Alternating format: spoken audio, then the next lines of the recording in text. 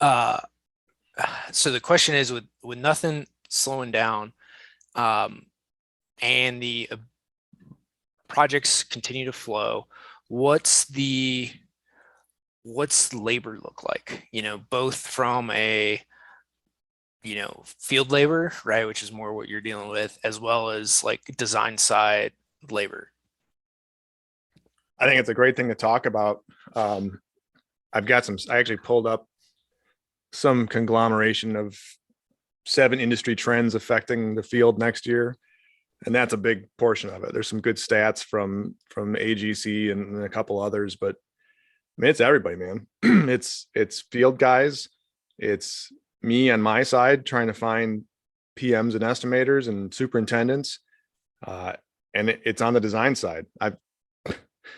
My architect, I fear, is going to have a damn heart attack because he just can't keep up. And they've been looking for people for like a year and they can't find anybody who either is even moderately qualified to come in and even start at the bottom, or who just wants to work. Or in every firm that I've worked in, except for the first job that I had out of college, nobody wants to train anybody.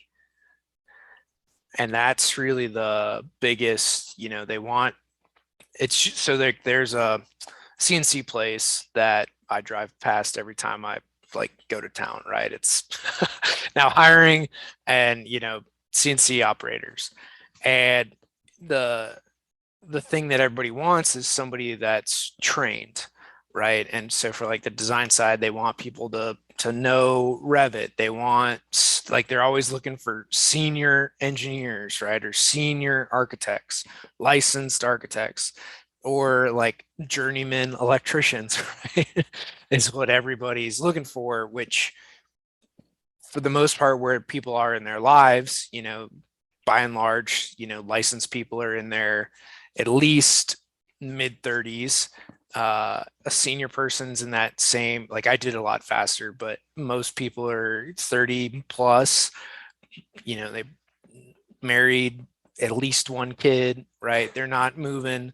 Uh, they're just not moving, right? Like I was kind of an anomaly in that I single at the time, didn't like could move, didn't care. But for most senior people, like they're not moving, they're not going anywhere. And like even though they might hate their job, they're not leaving it because they don't have any better to go. Yeah, and on the training side, we're all bad at it because none of us are good teachers. None of us want to be teachers. And I think that goes for skilled trades, for designers, for even for office staff, for admin staff. Like, and I'm guilty as anybody else.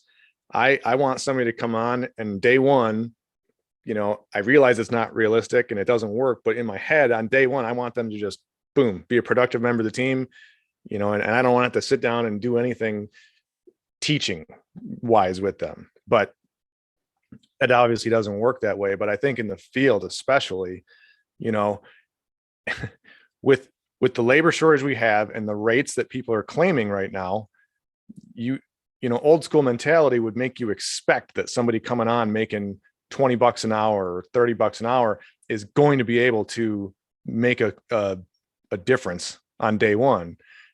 But that only happens when that guy is the senior guy, like you were saying, and not when now all of a sudden you've got to pay the greenhorn that much money just to get them to come out of their parents' basement and show up. It's crazy. Yeah. So I go back to um and I've read so many books that talk about this, but Wall Street in particular. So this is where I'm going with it is most all those investment firms outside of hiring like typically like the Lehmans of the day, and I think they still do, but especially in the 80s and 90s when you actually had, people trading on the floor, right, and yelling and getting in fistfights in the stock exchange, um, is in COMEX, right? So the Chicago Mercantile, but for like when you actually had people on the trading floor or even just in these big investment firms like Lehman, and they were all partner driven, right? So you can look at basically any architecture engineering firm, they're structured very similarly, right? You got partners at the top and everybody else is how those firms work. So you got whatever 100 partners within it, and equity's different. You got your managing partners, all that stuff within these investment firms. But the way that a lot of those got run is because nobody really had trading experience, no matter where they went to college, even coming out of Harvard, Yale, whatever. Like, they weren't traders. They've never done a deal in their life. They never done an equity deal or put like any of that stuff together.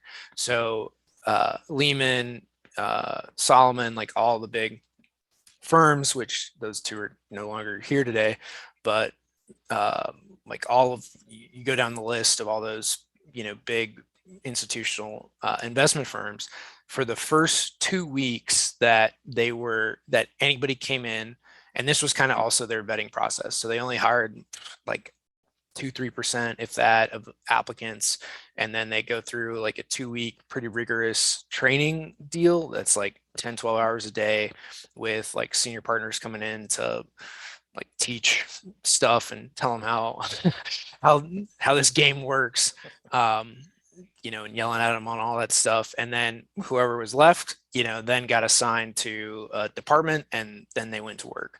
But it was like, and they got paid for the 2 weeks, right? And granted, they, like, these firms had the money to do it, but this is why they had such also good results, is that they spent the time, and then everybody started at the bottom, right? Unless you were a senior person, but they had their recruitment classes, and even like Blackstone, they call them recruitment classes, or class of 90, whatever. And that's how they run it. So for all these big financial firms, again, structured very similarly to like a professional services firm, that they have intensive training, they put them at the bottom, they have recruitment classes that they're always bringing in new people, and obviously over time everybody moves up and they do hire people in at higher ranks, but by and large that they grow everybody internally, which is a great way to do it. Are they still doing it now? Are those firms still working like that now, or has the labor shortage, you think, by and large cut that off? I know some of them aren't even in existence anymore, but yeah. So I mean, I just finished Schwartzman's biography, who's founder of Blackstone. That's how like they run it, like, and that's how he referred to everybody. Now, granted, like the people that are running the show today, so he wrote it in 18, were like from he called them like the 91 class of new hires. But that's, for a lot of those firms, most of the financial stuff, they all come out of the Ivy Leagues by and large. It's just, sure, that's like a pure funnel for Wall Street. But I mean, any big institution, they're taking the top people. So you're coming out of very good schools, and then you're going into the or that's a path for 30%, I think, of like Harvard, Yale graduates, especially like Harvard Business School and some of those others. But yeah, I think they're still recruiting that way. And I mean, it's so long as you have the work and the deals flowing, which I think there's still a lot of deals being made, then it totally makes sense to, even if you're taking 20, right, or 10 a year for those firms. Granted, like, shit, Blackstone, under all their companies, Blackstone employs 500,000 people under all the firms that they're invested in. Granted, yeah, Blackstone's huge now, right? It's taken 30 years to or 35, whenever they've got founded. But for most of those investment firms, like, they're running, I think Schwartzman was talking when he joined Lehman in the late 70s, they were like 200 some odd people, and then in the 90s they went to 5,000 people, I think, is what Lehman was at that time. So I mean, they hired, even just say 100 people a year, right, out of recruiting classes. and that makes sense. But you know, I don't know that you can, well, you can't transfer that to the construction industry to smaller firms. You know, you're talking like a big scale, you Say know, you hired Turner. one, like, I mean, Turner's got all that stuff, but even say like for, I mean, you've got to have some scale, right? If you're a 10-person company, you're not doing this, but like maybe you do it every other year. And actually, I just had this conversation with somebody is, at 10 people, you're going to have to rebuild every 3 years just because Absolutely. people leave, they're gone. Like until you reach some sort of scale, 20, 30, 50 people and have everybody like moving up, then you can hire some interns, then you can hire other people to like train and grow. You can hire, if you're at 30 people, 30 people, you can hire 1 to 2 a year as a, fresh recruit. Build a farm team.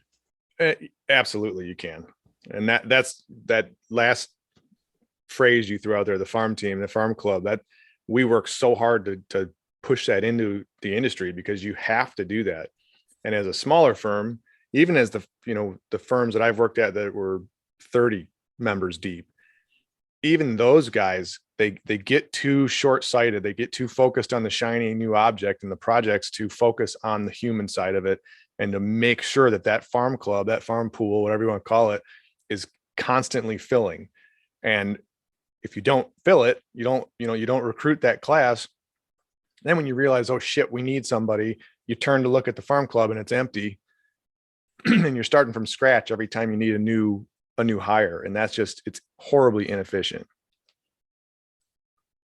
It's that, and like if you let's say you lose a department head, right? Or somebody that's running a segment of your business, then, or a superintendent, right? And you got 3 of them. So now you're down a sector, right? A segment of work, or a good PM or whatever that was running 20% of your projects, right? Like, or half, whatever it might be. Then you're so stuck, and you have, if you weren't training somebody or had somebody as their sidekick, right, assistant PM, that type of thing. And I get like in small firms this is a harder deal to do, and it's figuring out ways to have somebody, maybe they're a floater and they help in like 3 departments, right? You do it on rotation so that they know, but it's really training people up. And I'm seeing this more and more, especially in smaller companies. Like somebody leaves, like the average tenure in a company is like 2 to 3 years. So every 2 to 3 years, you're going to have to rebuild. And some of it's for like really no good reason. They left for, maybe a better opportunity. Maybe they moved, maybe it was a ailing parent, right? Like all that stuff happens out of you doing nothing wrong other than like, Right. something just changed in their lives that you had no control over.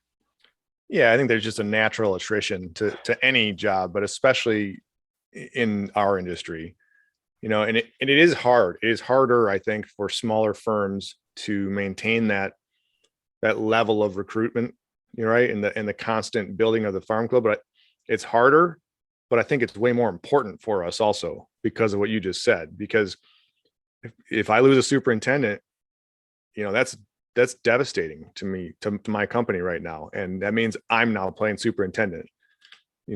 So it's again, it's not easy to do, but it's crucially important that we all do that. Yeah, and it comes down to really, so 2 things. It's recruitment, retention, right? So you need people coming in the door, then you need to keep the people that you have. Same with clients, right? You need to keep clients coming in the door, and you need to keep the ones you have. Yeah. And I think we sometimes forget either one side of that or the other, right? We forget about clients or we forget about people. And really it's both fronts all the time that needs to be addressed, and have things that are, I'm all about like structurally putting things in place that like it's there, it's a pillar of the organization. This is what we do. And then it one creates a habit, ingrains it in everybody working that, hey, this is how this all works.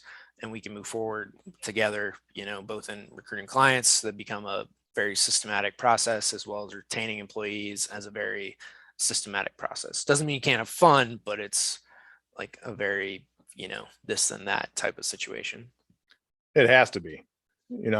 I was laughing, I think it was last week, and stop me if we already talked about this in the show, but Luke Marcotte stopped by my barn office here, and we were shooting the shit, and he's telling me about a buddy of his. I won't name him, but up north guy owns some sort of manufacturing business, and he's grown immensely in the last few years, and he's got, I don't know the number, like 5,000, 10,000 employees, just a huge number to me.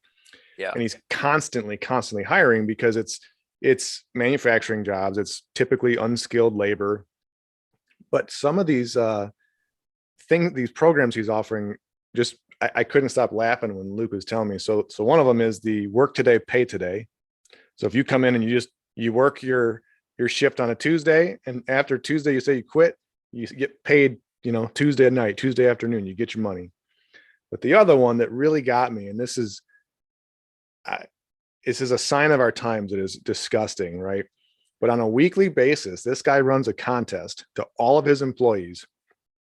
And the contest is this: if you show up on time 5 days a week, and you stay all day long 5 days a week and leave on time, so you work your 8 to 5 or 9 to, whatever it is, you're entered in a contest for $500 cash. And I mean, it's a good idea on the employer side, but it's really kind of hideous that anyone's had to resort to that. There's a local college, business college here, that is teamed up with a franchisee of, it's either McDonald's or Wendy's. And the Wendy's, I think it's a Wendy's, they're offering $15 an hour to start, and they'll pay for you to go to school at this college. It's amazing to me that we've even had to come to this. Yeah, I think Taco Bell's had that for a long time, like pay for education. McDonald's has done the same thing, because the whole point of like fast food in general was that this is an entry level job, right? It's for 14-year-olds and, first job, and here you go, right? Right. Spending money, gas money for high school was effectively what those jobs were meant to be, and people have never left. The other side of the pay today thing, I think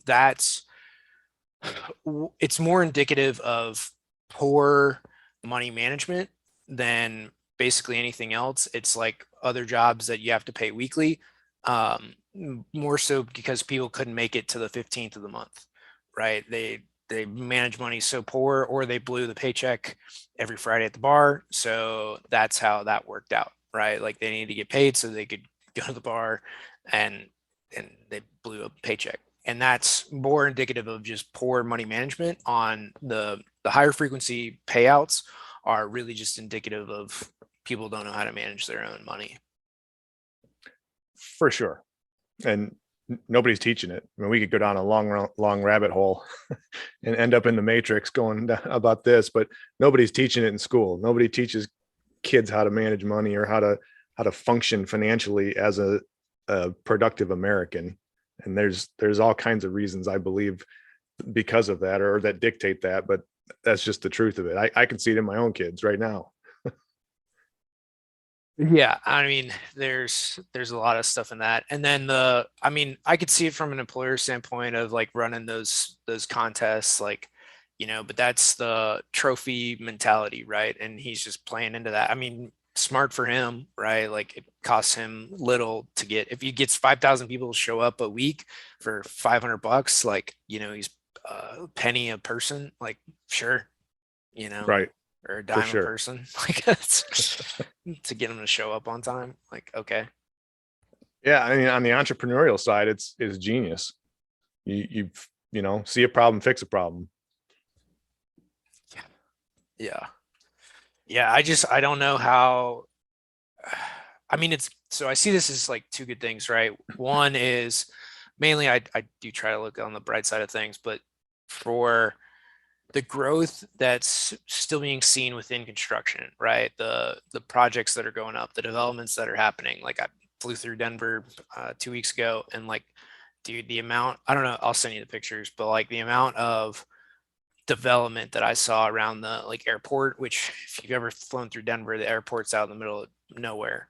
Um, but the amount of development, there had to been 1,000 houses going up out by the airport. And the airport's like 40 minutes from town. And it used to be there was not shit between the airport and like downtown Denver. And the whole like east side of Denver was like nothing, right? And then it was just everything vertically up, what is that, 45 from, Colorado Springs to Wyoming. That's really where the corridor is being built for everything. And now like it's moving east because you have the Rockies on the west, like block everything. Um, but that's really what I was just stunned at the amount of development in and around the airport. And then some of the other ones that I flew through too, you could just see the amount of development, but the around Denver, that was amazing. I have not been over there, but in my little neck of the woods here, we see it. I mean, it's still going on. It's crazy when you talk residential.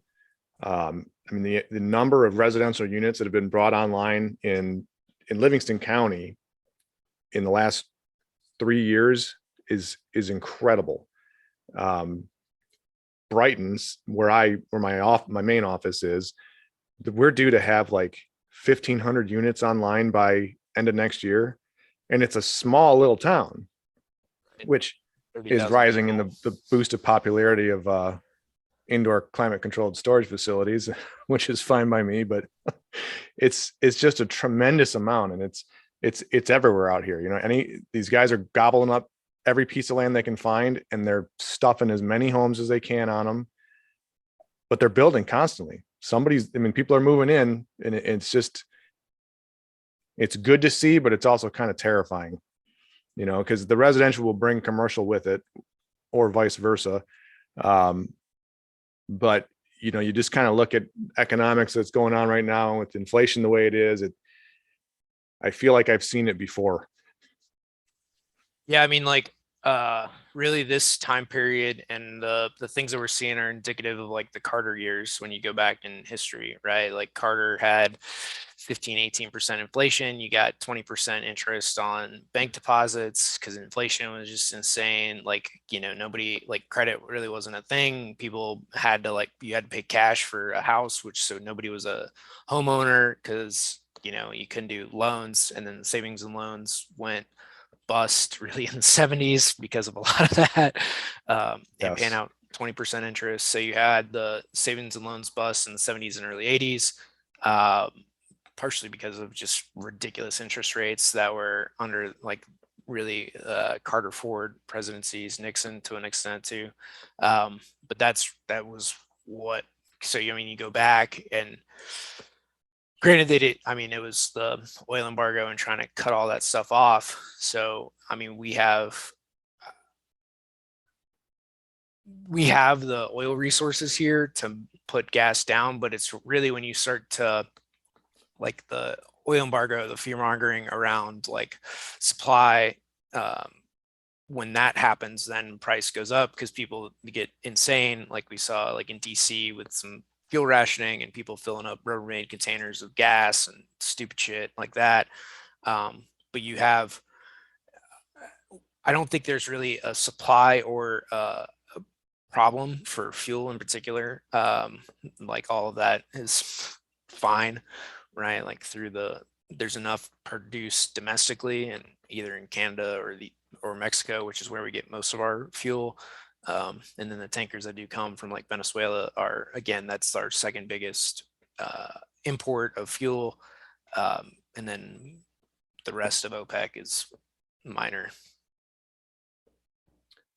So if it's not a production, is it strictly, is it just fear mongering, or is it really just this persistent labor shortage of US domestic workers? Not enough guys ready to or willing to drive trucks or whatever the product may be shipped on. So I think from a like, so specifically talking about fuel, like driver shortage is it's a revolving problem, right? There's trucking companies that have like 100% turnover. It's insane. And it costs them 10 grand a person. So it's like, it's ridiculous to on like the trucking side. And as far as like a production standpoint, like, man, when you really like dig into what a refinery needs as far as like people, it's not as many as you think. Like most of that's, mechanized to where it doesn't take, a lot of people, just like a power plant. There's not a ton of people in and around like a power plant to generate electricity. Just it's all, like you got one big engine, right? Or two or three to like produce power. So for a lot of that, and then like the pipeline stuff, outside of building pipelines, a pipeline, as long as it's not broken, it works.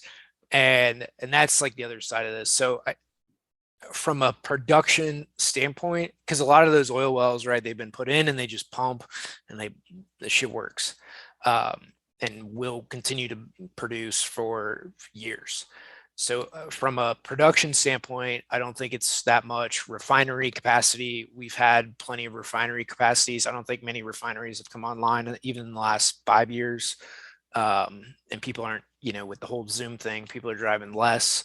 And then from like an airplane standpoint, which is one of the bigger consumers, like Delta owns their own refineries. So like they've had that under lock and, people are flying less. I mean, now I think flight traffic is back up, but just from a fuel standpoint, like I really don't see it. And so really it's because again, with commodities in particular, you got to remember it's market driven. So, and it's a world price. So there's fear mongering drives more price fluctuations than like actual economics for fuel in particular. And I mean, the same with lumber, it's all like perceived future, whatever. And that's baked into today's price. Not to mention, like, I mean, in California, state tax per gallon is like 50 cents. Federal tax across the board is like 18, 20 cents. So just remember for every gallon that you pump, 18 goes to federal funds. And then depending on what state you're in is the rest of it. Yeah. Now we just need we need to figure out the other commodities with steel and all of our other construction products. Steel actually, I had a meeting with a pre-engineered rep in my office the other day, and he was saying it's actually starting to come down. Now nobody's really announcing that yet because a lot of these bigger companies, A, they still want to keep milking it while they can, but B, they also have their annual sales meetings are typically in the first quarter. And so they want to be able to, shock and awe everyone there with fancy PowerPoints and shit like that. But I got a notice from my carpenter last week or 2 weeks ago that starting January 1st, drywall products are going up. Drywall sheet goods are 15%. Drywall mud and corner beads are 15 or 20%. Glass mat, so Den's glass, all of our exterior drywall basically, it's going up like 30% again. At least that's what they're warning us for. Well, so I know for glass product, dude, you cannot find shit to make glass. Like glass for sure is a hard like deal to find. So like for my wife, like one of their big clients is a bunch of the wine people, right? So they make bottles. And we're talking like Gallo and some of the other big boys, and they're taking, semi loads of rock a day to make glass. Like those furnaces do not stop. And if they do shut down, like it's a big problem. So on the glass front, and then just knowing other winemakers for bottle glass, like, dude, they had to go to like Mexico to find it. I mean, you couldn't find, for whatever, 8,000 cases, like they just couldn't get it anywhere. So I know from like a glass standpoint and glass makers, because again, like think of all the stuff that like is glass, right? You've got that product, right? Your Den's glass exterior stuff. You've got windows and just again, if we're building however many thousand homes plus alcohol consumption, right? And all that goes up. Now you're looking at like a huge need for, and then the raw product, everybody forgets that shit comes out of the ground. And then you don't have the ability to go like get it, or new mines coming online. And then the furnaces to do that. I mean, even if you needed to build this is the other thing, like the delays and all this stuff. So it's 18-month delay right? And like we talked about on a previous episode, like there's all the influx and increase in semiconductor chips and those fabs, but shit, man, those places are huge. I mean, on a tight time frame, that's an 18-month construction project. More than likely, it's like a hospital shit is 30 months to get that stood up and running. I mean, that's just what a realistic time frame for a $20 billion facility looks like. And that's with normal supply chain, right? Now, I mean, you have to put a factor on top of that. We're still looking at pre-engineered metal buildings, 54 weeks. I mean, it's crazy.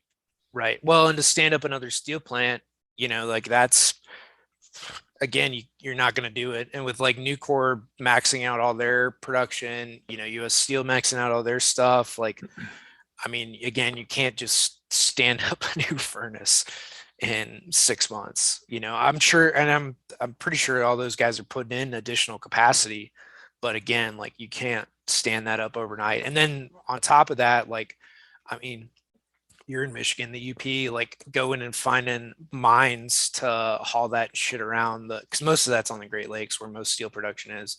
Like to go and then haul that shit around, like to go find more mines to open, to then put it on a barge and sail it around the Great Lakes. Like, you're not going to open a new mine today. No, but then it's amazing how circular this all is, right? Because even if you did, now we're back to this labor shortage, and who are you going to stick in the mine, or who are you going to put in the new plant? The guy that I was talking about, the steel guy, they have a plant down in, I don't know where it is, Mississippi or somewhere down there, where they do all their big frame welding. They're running full capacity, so they run 2 10-hour shifts, and they run a 4-hour maintenance shift. They're having to shut down like 3 days a week because they can't get enough oxygen for their welders, because all of the COVID shit, all the hospitals are sucking up all the oxygen. So now they're forced to try to weld with, I think he said nitrogen. I'm not a welder, but whatever that does to the process, it makes it way slower, way less efficient. And so now they've got, 2 10-hour shifts, and they're making half as much crap, but they're working twice as long. And it's crazy. It's just stupid to even think about, but it is amazing too how the entire industry, from the bare bones supplier of something like oxygen, all the way up to the big dog steel suppliers of the market, everything's interconnected in this weird little web. Yeah, and so when you start to look at solutions for it, I mean, it's really for everybody listening, like you got to empower people to go out and work, right? Like I read here recently, like this came from like advertising, but like hard day's work never killed anybody, right? Like it's true though, like a hard day's work, and most people are proud of a hard day's work. Like, you can actually turn around so long as you did something, like, and no matter whether it's in the office or designs or in the field, right? Like if you did a hard day's work, like, and you can be proud of whatever you accomplished in the day. Like you had something to look at and say that you did it, right? Whether it's paperwork or something in the field, like that's what most people live. You see all the guys, when they get bored, really when they retire, they get bored and they die. I mean, that's bored. A man dies from boredom, not from hard work. I would agree with you 100%. And that's just really from where I sit and see things is, I mean, to really just empower people to go and like work and find something that they're proud to be doing and they're excited for. And, and again, whether that's a line worker in a manufacturing plant, that you can be proud of the things that you did on that day, to designing a building, to whatever, right? Like to shit writing, doing copy and writing ads for people or marketing stuff, like really doesn't matter. Like find something that you're proud and happy to do and do more of that. Yeah. do what you do good. And we as leaders need to focus on culture. You need to focus on not necessarily, definitely not participation trophies and rewards for every little thing, but focus on culture, focus on not just empowering people to do the work, but give them a pat on the back once in a while, give them congratulations, make it known that they're appreciated. And again, it doesn't have to be a tangible, you don't have to give them a $500 gift card at the end of the week just to say thank you, but we got to get back to being human. You have to keep that human element of it, because Tony Robbins has the things, I've never read it, all about it, but each of us humans has these 6 aspects, whatever it is that we all need or we all want. We all focus on them differently. And when you come into hard times in business and you try to be a hard ass about everything, just focusing on the bottom line and not focusing on the people, you end up losing the people. And then when you get into a weird economy like we're in now, where construction is booming, but we don't have the people to come back, you're left kind of sitting here with your hands up in the air, wondering what the hell happened. Yeah, I mean, people want to work in places that are fun to work, right? And then the best attraction piece you have is creating a good work environment, and then your people bringing in their friends to work where they do, right? And the more exciting, the more fun that you can make a work environment, the more people you're going to get. And because if the people that work there refer their friends, they're going to also want to stay because their friends work there. And then it becomes a better place all around. Now, yes, this takes time to build and create, but when you do, like, then it's a pretty much unstoppable machine. And then because you have people working there, then the word of mouth generates and what you do and how good you are, and that brings in work in the door. And then because you do cool projects, more people come in, and it's a virtuous cycle of that comes from like making work fun and having a good work environment that people are excited to show up at. To your whole point of last week's episode of like being there in person, like it matters, man. Like doing the little things like matters tremendously. One little funny story is, so when I worked in an office, we had, I don't know, 40 people in the office, and one of the so we all shared like it was a common like coffee pot, right? And it was one of those big like 2-3 liter deals that you'd fill, or it had a water maker and would fill through, but it held like 2 liters of coffee in a thermos basically. And so you just put your cup under there and get it and stay hot. And whatever assholes were in the office, and I don't know who the perpetrators were, but they'd get their cup and they wouldn't make new coffee. And this just pisses me off to like no end, because you go in there, now you got to wait 5 minutes to get a new cup of coffee, and it's just annoying as shit. But one of the things that I always impressed me to a degree was like when the CEO of the company would make a new pot of coffee, right? To make a new thing of coffee. It's a little thing, but it goes a long way to show that, one, you're not above it. 2, you're not a dick and you just finish all the coffee and don't make a new pot. But that's like one of those little things of, people see it, right, walking through, and it's small, but it matters. Yeah, it's being the guy that picks up the piece of trash when you're walking through the parking lot, or makes the coffee or puts the new water bottle on the water cooler instead of just walking past, pushing the damn shopping cart back to where it lives. It's just human. It's just being a damn good human, right? And it's easy. It's really easy. We got away from it as a society. Well, and it's walking through the office, man. Like it's saying hi to people. Like, if you're a leader, like, make the rounds, be seen, like say hi, figure out what people are working on, like do all that kind of stuff. And again, it's not an overnight change, but it's just hey, how you doing? Like, and that builds rapport with people. You'll get more out of people doing it. I mean, that's not why you should do it, but it's it's an end result.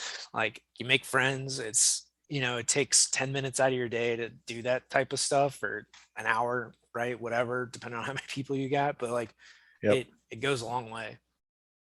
Yeah. You got to know your people as people. If you don't, then you're just a faceless company.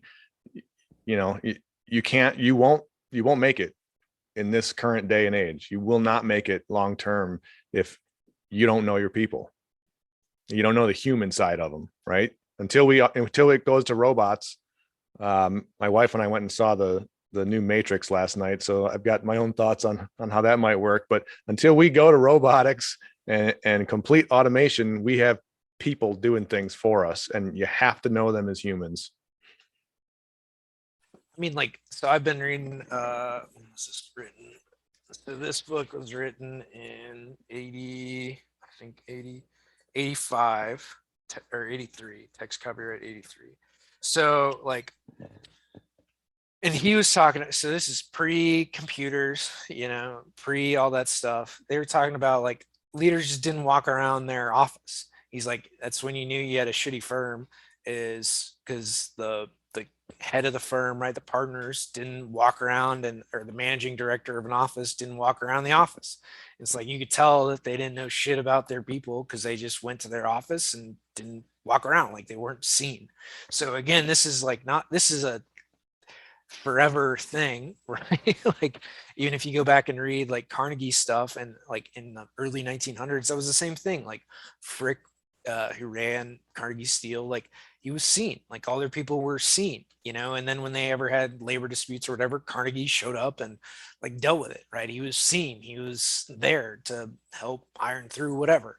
So I mean, this is a age old thing that if you're not seen by your people, you will have a bad organization.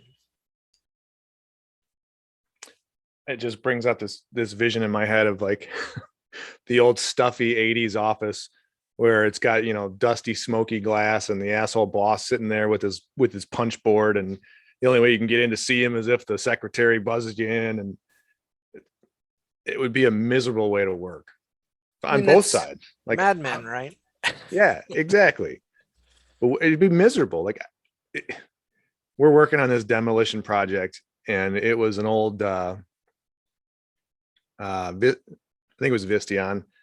They put in this big mezzanine, and they wanted to have just this massive cubicle farm, and it was 100,000 square feet of just cubicle hell. And to each his own. Some people love that stuff. To me, it gives me the heebie-jeebies even looking at it.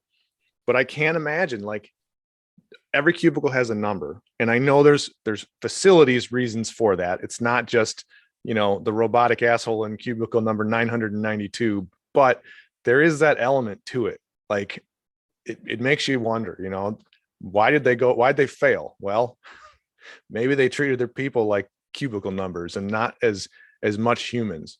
And don't get me wrong, I think the whole Google open office concept was equally horrible in a different way. As a construction firm, anyways, we tried it, not at my current company, but my previous one. That was just horrid. But there's a lot that goes into the design side of human space, and there's a lot that goes into the psychology of human relations, and that those two have to kind of marry each other for a successful office, especially. I don't know how hard I want to bitch about this thing. Well, because this is where I go, man. Like, it's someone that's done psychology and all that, and I read a shit ton of it now, but is like understanding these basic things about how people operate, and the people that design these spaces, right? The architects don't, and space planners or interior designers or whatever, like they don't know, by and large, they don't know shit about people, frankly. Like, I mean, I'm bashing on my own people here, but like, this is what, I mean, most of those guys do not, they know functional design, right? Like what shit will not fall down or be a fire hazard and a death trap. Like they got that. Okay, cool. That's good. We need that.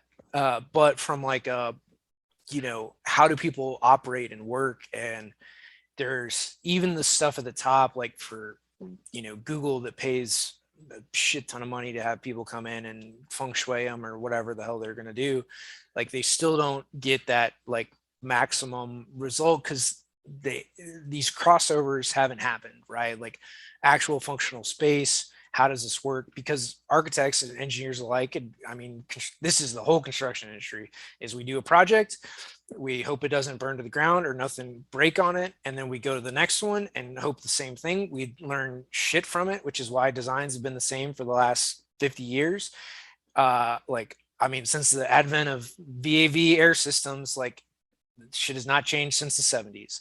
So like you have basically the same design. You add some more glass because you can, and like that's it. There's no real difference in design. There's no real difference in anything because we haven't learned shit from the last, maybe it's more green, which a lot of that stuff is also not energy efficient. Like it's green, but it's not energy efficient, like in how we do stuff.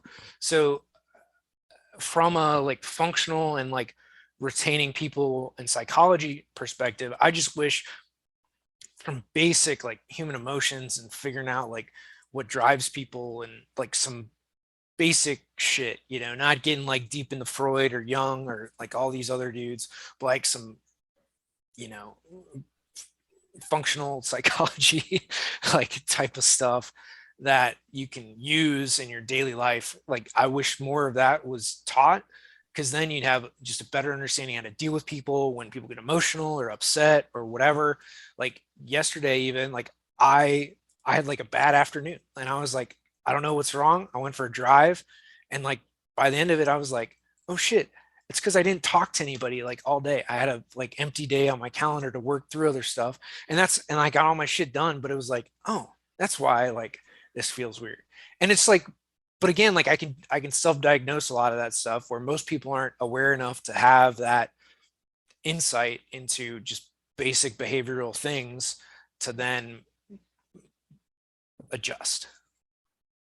I think it would do a world of good if, as leaders, before you could step up to a leadership role in any company, you were forced to take at least a basic human motivation class, basic human motivation theory. It would do wonders across the board.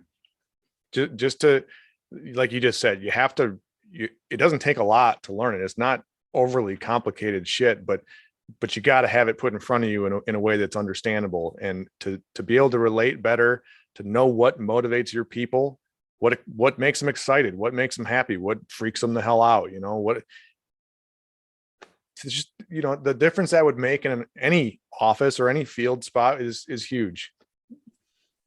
Yeah, and I don't even like I don't have a good book recommendation even to like go down that hole. Most of the stuff, frankly, most of the advertising marketing books I read are way better at psychology, and really direct response marketing is way better at psychology than anything, but they don't like that's not the focus of it, but they have, chapters in there that are really good about behaviors and motivations. But I don't have like a single even book that I've read that I could point to say this is the definitive thing to read. I've got some old textbooks I can give you. It'll cost me $400 to ship it all the way across to California. So next time you're here, I'll I'll let you have one. Yeah. Well, and it's like, well, so to that point, I don't know.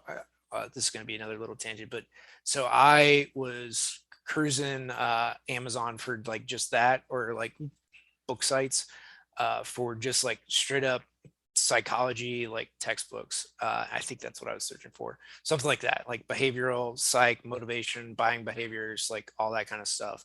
And I came across it was like the Black Book or the Black Series. This is like unpublished text from I think it was Carl Jung, and it's like Jeung, right? Yep. It was like $500 for this set. And I was like, holy shit. But this is also why people don't read any of that. Cause one, it's like you're looking at it like for book, you're like, are you kidding me? $500 for these? Like, is he that good? And then for like his other Red Book, which was like another collection that he'd written and he just never published it, but it was all written and his stuff, that was like $200 for this. I'm sure that thing is like 500 pages or whatever, but it was just like, wow. But this is why, like, one, it's in a book, so it's like work, and people don't read it. And then two, when you start putting price tags on books that are like, past $30, everyone like, it's just, what do you mean? This is it becomes lost knowledge, right? Because most people won't spend $500 for a book. I'd probably struggle to do that myself right now mentally. But I sure as shit know that the majority of people that I run into on a daily basis would not even spend a millisecond considering it. And so all that knowledge is just now lost, essentially. Yeah, I don't know. I gotta That wait could a get couple months. well, man. We're coming up on an hour. When this posts, we'll be post Christmas and just before New Year's. What do you have big plans going on for 22? Anything you can share? My biggest thing that I'll share here is really, guys, like there's so much opportunity. Like I know like a lot of this is going to hell in a handbasket, and we try not to do super political things here. Uh, but with any problem comes great opportunity. And that's throughout history, that there's always people that have made their fortunes in times of, distress, right? When stuff's on sale, when people are scared to move, when nothing's really maybe going the way you want. But the more opportunity, or the more problems that exist in society, the more opportunity there is for those of us to uh, really capitalize on. And some of it won't manifest for years, but by taking those action steps today, you'll really move yourself towards better results. And just know that I think through this time, and really through uh, everything that we've seen, bringing more and more manufacturing back to the U.S., doing goods within the U.S. I mean, you're seeing all the, from things that we've talked about, steel, the chip fab for silicon manufacturing, to refineries, to housing, to all these other pieces you're seeing really brought back into the US. Construction's not slowing down. Might take longer to do, but I mean, all those projects are still moving forward. People are still building stuff. People are more excited to build here in the US. And then it's for all you guys, in this field is, and in construction, like what other opportunities do you have, right? If steel's a problem, can you go build a steel plant, right? Can you be a part of like that side of things? Can you partner with people to, do drywall? Can you partner with people to, you know, buy some forests and cut down some more trees? Like, I mean, it's that type of opportunity. Like I was talking to a buddy who had a problem finding like boxes to ship their product in, or hand it out. They had a retail store, and the guy running the place was like, well, we solved that problem. I just bought a box manufacturer. Like, and I mean, but there's like those types of opportunities where like we're never going to have this again, so we're just going to vertically integrate, and most of those are on sale, or you can get them at a decent rate, because again, people are having all these problems. So the more that you can innovate, the more that you can find solutions to some of what might be very big problems, you're going to have much better solutions. So for me, um, like I'm working on, yes, I have a software company, but like I'm working on a lot of blue collar stuff through and through. Like it's helping the construction industry do better, helping designs move faster, projects get done quicker. I'm helping guys with, getting truckers and all that stuff, like technology deployed, so they don't quit because like their tablet didn't work. Helping the trades and trade contractors with their devices and device management, whether you're using Service Titan or anything like that, getting the right gear to make sure that your projects go successfully, and you don't, and have the right cases and stuff around, not just an OtterBox around your iPhone, to make sure when it falls off a roof, it's not going to break, that type of stuff. Like, and then, in video and a lot of stuff we've done doing is to, have the ability to attract customers into your organization, right? You need to get your message out, and there's no better way to do that than video. Again, selfie video to professional studios, which is one of the things that we're working on building out. But like, I mean, for blue collar and you guys in general, like you got to get your message out. People need to know what you do, and you got to give your people the right tools to do their job. And that's really everything that I'm focused on moving forward is, you know, helping construction as a whole. It's what I've done this for the last 3 years. Is helping you guys to give you the tools, empowerment, knowledge, whatever to get the job done at the end of the day. And you know, we just need more of that, more investment in the U.S. and more people to build a better America. I love it, man. I'm not even going to add anything to that. I'm not working on all the exact same things you are, but I'm working on all the exact same things you are in some way. So with that, guys, keep sharing the show, you know, keep sharing it around. But also, if you want to be on the show, or if you have any recommendations for guests, reach out to Dylan or I. We are looking to stack 2022 with some fantastic guests related to the industry, and to keep bringing you guys great content. So let us know what you want to see, what you want to be a part of. With that, guys, have a happy new year. Don't go to jail. And that's really it. Have a happy, safe new year. And we'll see you all back here in 2022.